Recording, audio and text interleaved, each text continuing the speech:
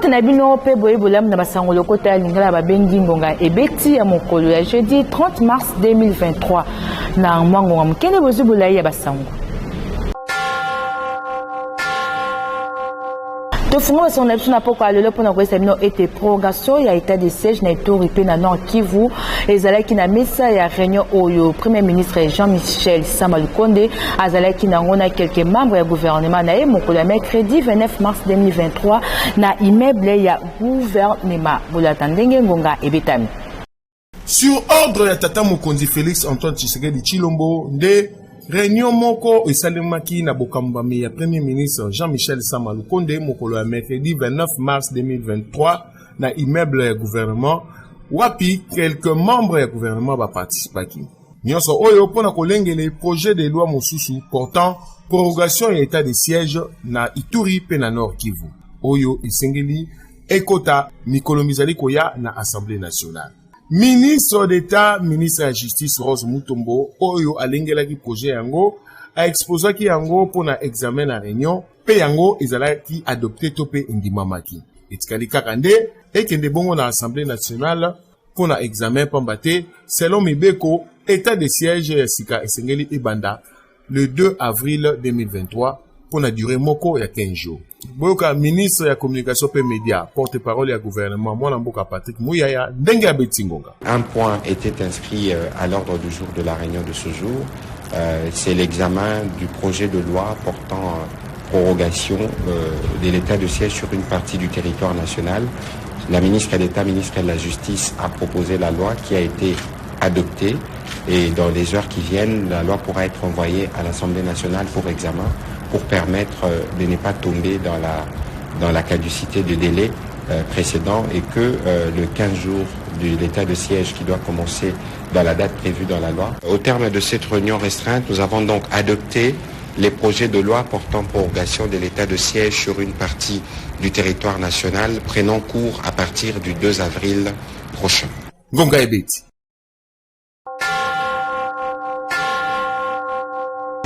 La sécurité sengeli boye ba été rapport ya chaque trimestre na o étali situation sécuritaire na Est École Congo démocratique ezalaki présenté mokolo lundi 27 mars 2023 liboso ya conseil ya sécurité ya ONU wapi emonani été bobomi batu emati makasi uta décembre 2022 700 civils babomaki bango na ba milice.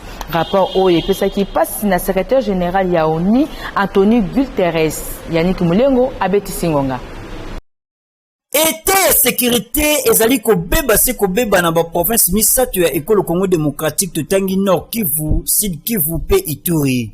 Ba violence yango esalemi mingi na ba ADF, Codeco, Groupe Zaïre pe ba M23 ndenge rapport onusien etalisi.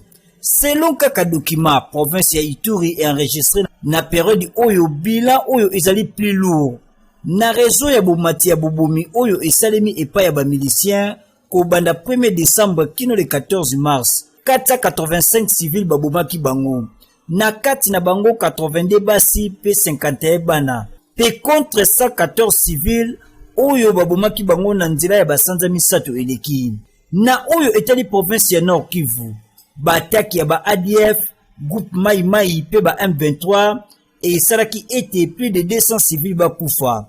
Ba ADF bazali accusé ya koboma 187 personnes na kati na bango basi 69 pe bana 20 kaka na province ya Nord Kivu bitumba entre mapinga ya École Congo démocratique pe ba M23 et salaki ete 43 civils bakufa na province ya Sud Kivu ba groupes armés ya libanda pe ya kati bakobaki na misala na bango ya mabeto pe koloba violence contre ba civils 26 personnes bakufaki entre décembre et janvier. Nangambo na ye secrétaire général ya ONU Antonio Guterres atalisi ete azali komitungisa kotala ba violation ya droits humains na ekolo.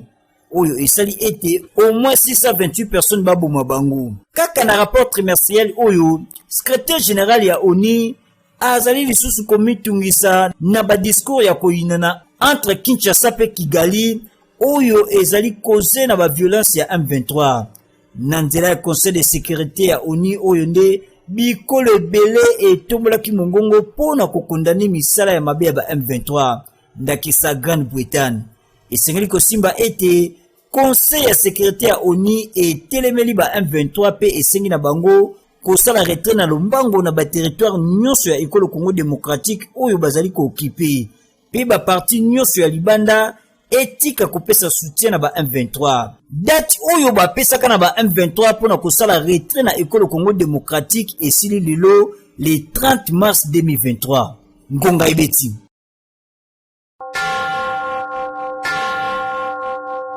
Car na yotali sécurité sengebe ba ete ba rebelle ya M23 o bazwa ki mokano ya kotika mabeli ekolo Congo démocratique kokamwa mokolo ya mercredi 23 mars 2023 bazali kaka tope bazongeli misala ya bango ya mabe ya koboma nde tindi correspondant ya biso ya Ngonga Ebeti mwana mboka Jina Paluku abeti sango nzela alo lepe ya Yannick Mulengo Bolanda.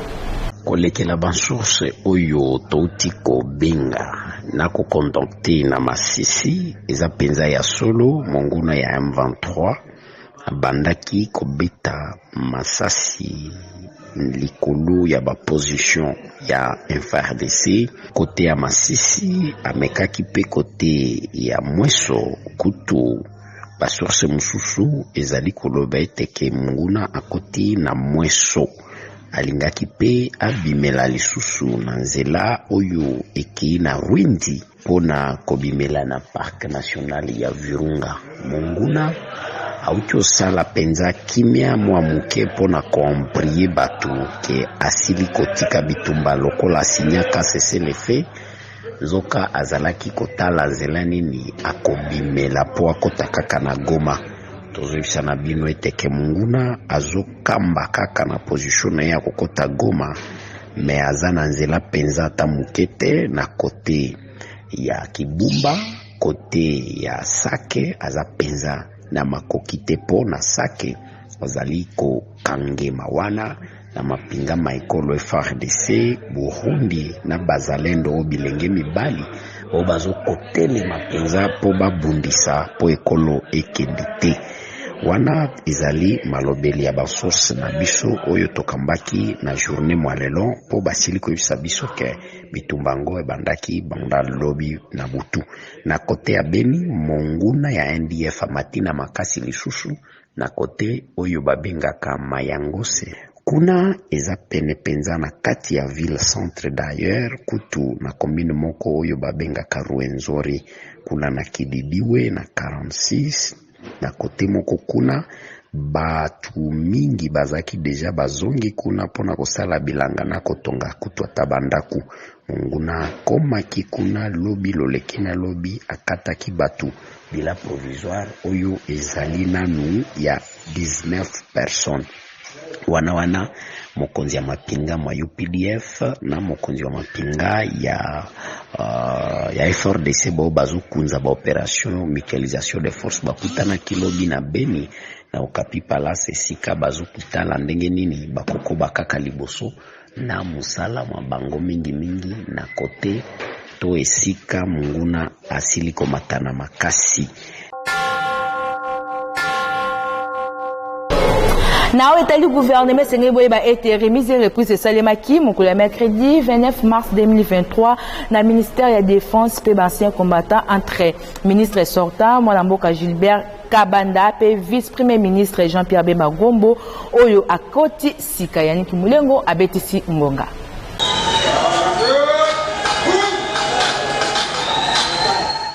Mosala Ebandi na vice-primature en charge de la défense nationale pe ancien combattant oyo ekomisika awa na maboko ya Mwanamboka Jean-Pierre Bemba Gombo. Nyonso ebandaki na ministère ya défense nationale na avenue de la Gombe na commune ya Gombe mokolo ya mercredi 28 mars 2023 wapi Mwanamboka Jean-Pierre Bemba Gombo azalaki na masolo na Mwanamboka Gilbert Kabanda ministre d'État oyo atikeli ebonga. Sima ya masolo bango mibale bazwa kinzela pona kokende na haute cour militaire na avenue au commandement kaka kuna na commune ya Gombe pona cérémonie ya remise et reprise oyo esalemaki liboso ya bakambi ya ba FARDC pe ba officier mosusu. Sima ya lecture ya procès verbal Mwanamboka Gilbert Kabanda ministre d'État sortant azwaki maloba mpona kotalisa situation générale ya ministère oyo atikeli mwana mboka Jean-Pierre Bemba Gombo. Atalisaki ba réalisation na ye pe ba défi oyo ezali kozela numéro 1 sika ya défense nationale pe ancien combattant. Simande balekaki na signature ya procès verbal pe échange ya ba dossier. Jean-Pierre Bemba Gombo azwaki maloba mpona mbala liboso lokola vice-premier ministre pe ministre ya défense nationale pe ancien combattant mpona koloba ete tango oyo ezali lisusu ya ba discours ya milai te. Ekomi tango ya kosala mosala mpona kolongola ba anti-valeur na kati ya société congolaise pe mingi na kati ya ba FRDC po ete tokoka bongo kolongola humiliation to pe soni oyo elati ba Congolais bambula ebele. Na bobiminde mwana mboka vice-premier ministre, ministre ya défense nationale pe ancien combattant Jean-Pierre Bemba Gombo azwaki bongo ba honneur militaire oyo ezali na rana ye.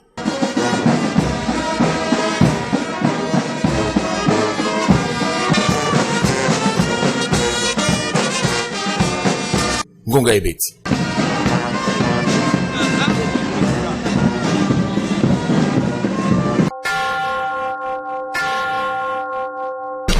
Bolanda sika oyo bolai ya discours ya vice-premier ministre ministre ya défense nationale Jean-Pierre Bemba Gombo simana ye kosala remise et reprise Pierre Pembele Abeti Singonga. Hommage les plus déférents à son excellence Félix Antoine Tshisekedi Tshilombo, président de la République, chef de l'État et commandant suprême des forces armées de la République démocratique du Congo, qui a bien voulu placer sa confiance en ma modeste personne, en me nommant vice-premier ministre, ministre de la Défense nationale et ancien combattant, et qui, par la même occasion, a nommé mon prédécesseur, ministre de la Recherche scientifique et innovation technologique.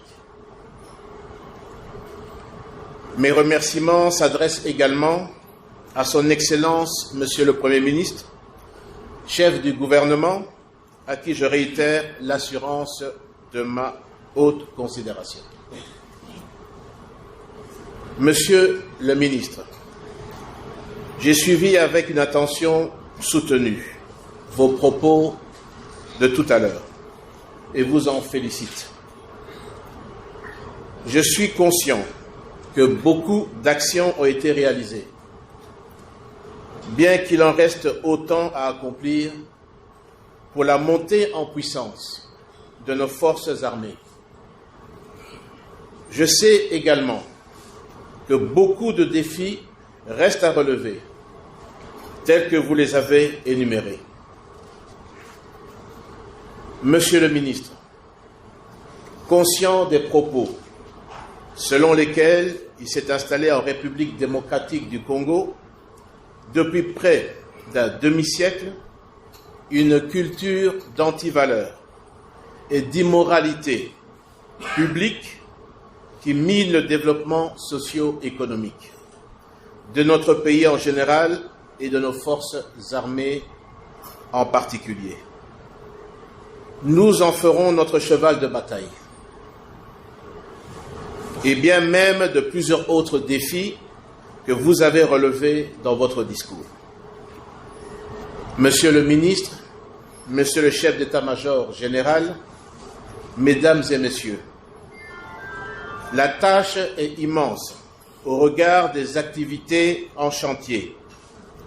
Autant elle est immense, autant notre humiliation en tant que nation, à ce jour, l'est également.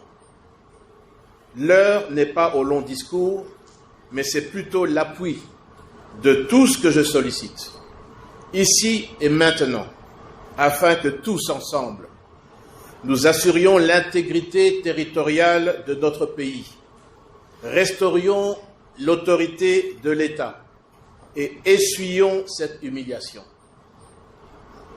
Que vivent les forces armées de la République démocratique du Congo, que vive la défense nationale, que vive la République démocratique du Congo. Je vous remercie.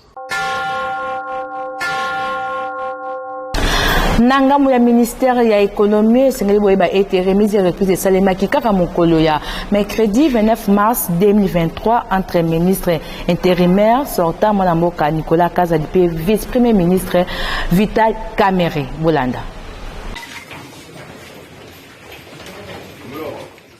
Ministère de l'économie ezali ministère transversal oyo ezali ko concerné ba ministère nyonso ya gouvernement wana maloba ya yambo ya premier vice premier ministre ministre de l'économie nationale mwana mboka Vital Kamerhe oyo azwi officiellement moto na yango mokolo ya mercredi 29 mars 2023 na cérémonie ya remise et reprise Salemaki na ministre intérimaire sortant Nicolas Kazadi na présence ya secrétaire général ya gouvernement pe secrétaire général ya économie mwana mboka Celestin Tuite wapi mwana mboka Vital Kamerhe alobi basengeli ba travailler makasi pamba te peuple azali kozela résultat ya malamu gonga et petit. Na justice c'est koyeba été audience ya Elia Nord Kivu honorable Mwanga Chouchou et Salemaki mokolo ya mardi 28 mars 2023 wapi na nzela ya audience au député national andimaki ete minduki oba monaki nanda kuna ezalaki ya ye wapi azwaki autorisation et pas ya ministre intérieur à l'époque mwana mboka Richard Muyej pona komibatela contre ba M23 yani Kimulengo abeti singonga. Examen pour la cocotte na mozindo ya likambona oyo etali dossier ya député national Edouard Mwanga Chouchou et Salemaki mokolo ya mardi 28 mars 2023.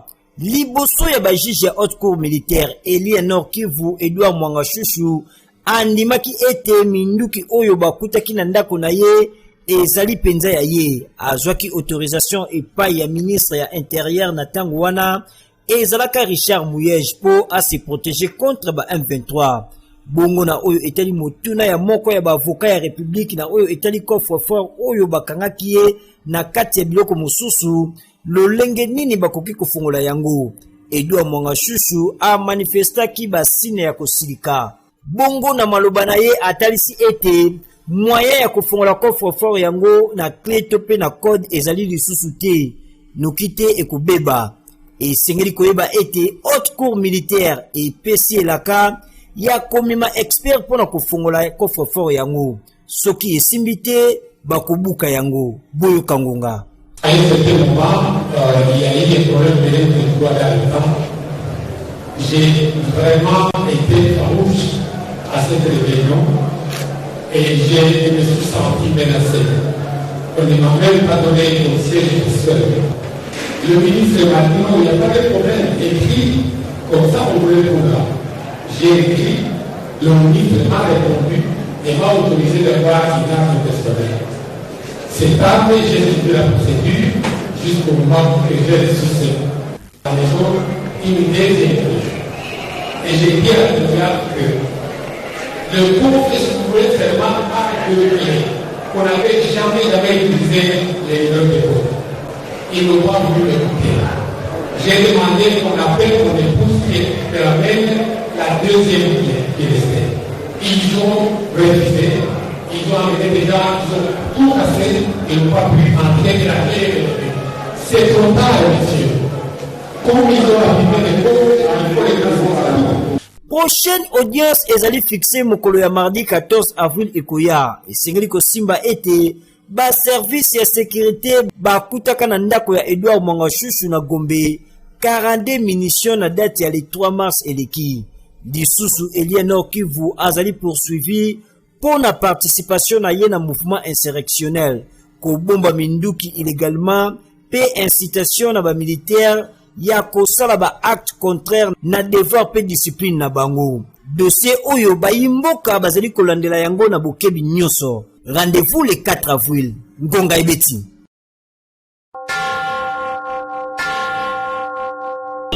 Ouverture à session ordinaire ya mois ya mars na assemblée provinciale ya Kinshasa et Salemaki mokolo ya jeudi 30 mars 2023. Point c'est mon na ordre du jour ezalaki bongo discours ya président Godin Poyimi fika na pe Fisto Mandundu bazalaki wana na compte ya Ngonga Ebeti Bolanda.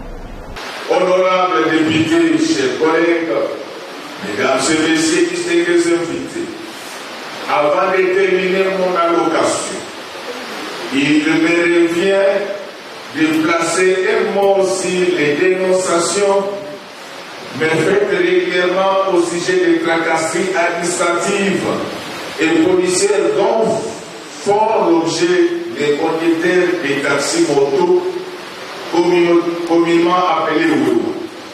À cet effet, j'exhorte le gouvernement provincial et le commissaire provincial de la ville, de la police nationale dans la ville de Kinshasa, à veiller et à interdire les dites tracasseries policières et administratives devenues monnaie courante dans notre ville contre les conducteurs des taxis motos, nonobstant l'apport non négligeable dans l'allègement du déplacement des Quinoises et Quinois.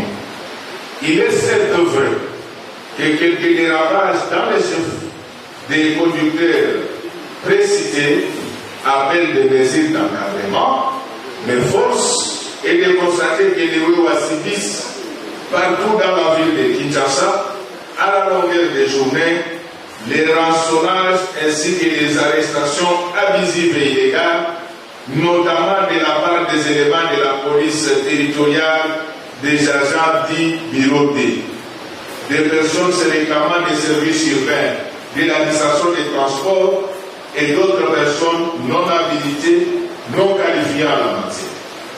Je dénonce et condamne véhémentement ces pratiques rétrogrades et toutes les formes de brutalité perpétrées contre les conducteurs précités. Au même moment, je demande aussi à ces victimes, entre guillemets, de tracasseries, de se conformer à la législation à la matière. Sénateur Valentin Guérengo a bétissi ngonga pona kolobi la réunion stratégique au bazalaki na ngona balié ya mouvement de libération du Congo mokola jeudi 30 mars 2023 na siège ya MLC au ezoma na commune ya Gombe Mijalou ape Patrick Lusala ba bétissi ngonga. Lelo to kutani biso parti politique MLC na ba allié na biso. Donc to sangani sikamoko pona ba stratégie ya ba élection parce que boyebi que le 25 juin, il faut que tu liste de candidats. Voilà pourquoi tu as les lois pour examiner en gros, les critères, la poto, tu as liste de biso. Attends.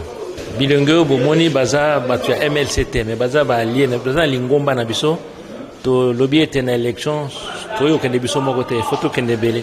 Là, tu as sali Lingomba, mon qu'on a bango, tu as sangné, c'est comme mon total, la n'engeni, tu as ça.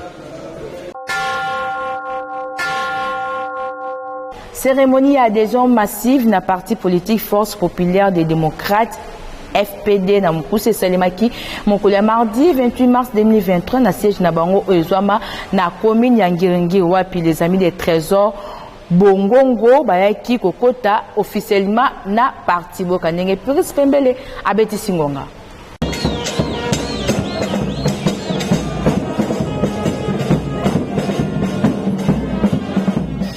Toujours misapi banya kotomba na likolo na signe ya victoire nde Trésor Bongongo enongo manu elongo na base na ye ya Moamba balobi iyo kokota parti politique la Force populaire démocrate wapi cérémonie officielle ya adhésion massive salimaki avec succès mon mardi 28 mars 2023 na siège ya formation politique oyo ezomi na veni Kasavubu na commune ya Ngiringiri kaka ndenge bozali komona bilili etuluku ya bato kotonda boye bango nyonso balobi esingeli tokota FPD lokola masuwa ya Noa liboso na bango Trésor Bongongo oyo ayamamaki kitoko na mokongo ya Nkoba ndenge bamesana kobenga ye Yvon Mundadi secrétaire général ya FPD oyo azalaki directement ko représenter autorité morale ya FPD Jean-Louis Baruna Mabolia na bokomi na bango bakotaki salle ya conférence ya FPD ba fiche d'adhésion et kabolamaki na badera ya sika oyo ba remplisaki yango pesima Yvon Mundadi ayaki kopesa Trésor Bongongo fiche d'adhésion na ye oyo asalaki pe lolenge moko lo babongo ko remplir yango pe balatisaki écharpe elimbo ya FPD nesengo na motema Trésor Bongongo azangaki te kobetsa ngonga alors eloko tindinga na ba oyo ngatu ya na FPD pour tout que FPD est parti oyo Mokonziamboka ils ont soutenir Mokonziamboka na ils ont travaillé pour na ba devise ya Mokonziamboka donc oyo babengi na lopoto unité travail na développement. Yemokope Ivo Mundadi autrement dit Mokongo Yankoba abetsaki Munga Boui. Napesi mon mboka trésor. Félicitations parce que ça qui na posa bato ba accompagner na mosala zo sala parce que ça moi politique a moni miso na ya tali na FPD. Félicitations na bato nyo soto ba accompagner pour na kotali c'était biso na FPD to sala mosala FPD to sima Mokonzamboka pour na ko soutenir vision na à 100%. Parti politique ya solo bayebaka yango na nombre ya bato et la kisi ya solo était FPD zali parti politique de masse. Kasi bana ya Kinshasa bana ya Congo démocratique bokeba na ba parti politique ya lokuta oyo ekoki kopesa bino mikolo ezali koya ba AVC ngonga ebeti.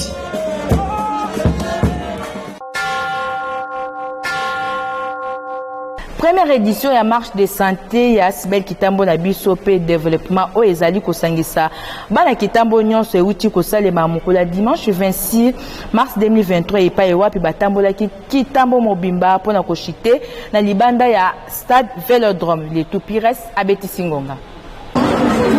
Ezalaki ya koyinda mabe na aveni Bandundu na komini ya Kitambo wapi emonanaki bana ya komini ya Kitambo nyonso oyo bazali ba mambo na kati ya Asbel Kitambo na biso pe développement oyo basangana ki bango nyonso na première édition ya marche de santé nyonso wana na objectif ya kozongisa image ya sika ya bana ya première commune ya ville province ya Kinshasa oyo ezali bongo commune ya Kitambo pe lisusu koleka na ko sensibiliser jeunesse ya Kitambo na oyo nyonso etali ba anti-valeur ba tambola ki Kitambo mobimba koleka quartier Jamaïque route Mbenteke station ma campagne kino na avenue Bangala pona ko chiter na stade Vélodrome awa ezalaki pona ko assister na match moko ya nzango oyo esangisaki ba mama ya solo ya komini ya Kitambo na tina pe ya kosepela kaka clôture ya mwana bango na nzela ya match ya nzango na nyonso boyo kandenge bana ya Kitambo babetaki soko tali na simba pa tozo komba nouvelle image. C'est-à-dire Kitambo nouvelle image to lingi pena ki mboka o échanger. Kitambo ali première commune oyo penza oyo Kinshasa salama et ça pour dire que mokonalo to sangana ki de lopote bana nyonso ya Kitambo oyo quel que soit sexe, religion ou bien appartenance politique et c'est qui mokonalo ezala penza mokomoko ezo marqué vie ya Kitambo. Ndeto zaboye biso ba mama Kitambo to telemi pona kotelisa Kitambo na biso ba mama Kitambo to lalaki mingi cette fois-ci eza mwana biso mama fois telema azala mwasi oyo ke atemi parmi basi oyo bazo tanga bango na ba ministre partout mwasi fois telema on ba mama na Kitambo cette fois-ci biso pe to résolution ya kotelema tozo beta nzango pona ko clôturer mwana biso ya mars. Donc objectif à liboso ezalaki d'abord ko arriver na ko réunir aux ana unité na Kitambo mobimba pour arriver na ko réunir ba association nyonso ya Kitambo ezala ba sportif ezala ba bato ba mama ba association ya Kitambo bomoko Kitambo na biso association bana ba soda pour réunir ba association nyonso autour d'un même objectif. C'était d'abord de pouvoir soutenir l'événement le mois de la femme à travers la marche de santé au Touti Gosala. Après toyawa ba mama ba obeta nzango. Après Nassima Nzango, bazana moi séance de réflexion entre les dames, on va les accompagner aussi. Awa bana Kitambo batelemi to bandi ete makambo ya sika ekomona na commune na bango. Ngonga ibeti.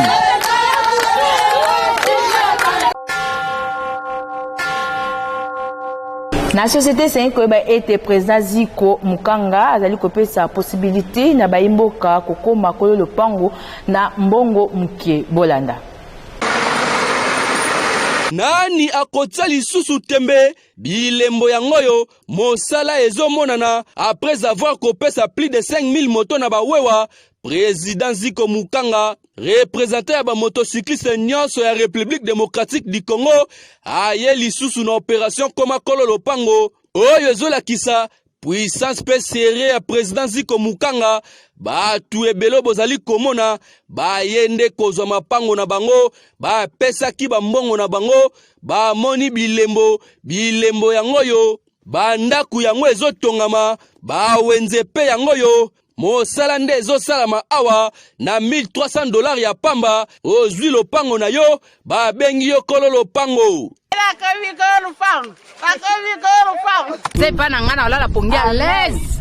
Nalia tena za à l'aise. Nzela ya motuka pe ezali nzela kitoko concession ani petense o bozali komona Président Ziko Mukanga atie yango nde pona ba Congolais nyoso na mbongo mukie okomi kolo lopango ba aveni yango ezali aveni Ziko, aveni Ediko, aveni Lulwa, ba aveni eza ebele yo pesa kaka confiance na Président Ziko Mukanga okozwa lopango na yo.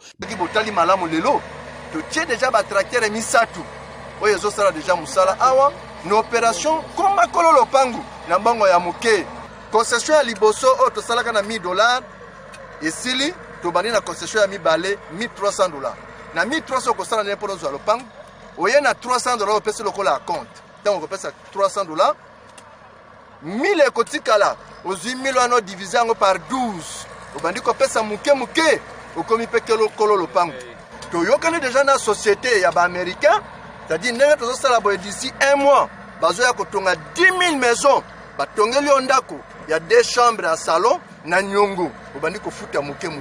Pona kokutana na président Ziko Mukanga, yo benga nanu numéro oyo, topeleka na avenue Victoire numéro 42 quartier Kauka, are Mabaya na commune ya Kalamu, okomona immeuble Efra, kota Solola, yo pe babenga yo kolo lopango. Na basango nde nazongisa kosukisa basango lokota ya lingala babengi unga ebeti ya mokolo ya jeudi 30 mars 2023 sebo sepele ki besoin de matune équipe costo o esunga ki biso pote tokoma na banda kuna bino sima caméra tozaki bongo na Sardou Dimbu édition simama ki bongo na Yannick Molengo na montage tozaki bongo na Teddy Agbada ki ma kolonzambe o mabota na bino.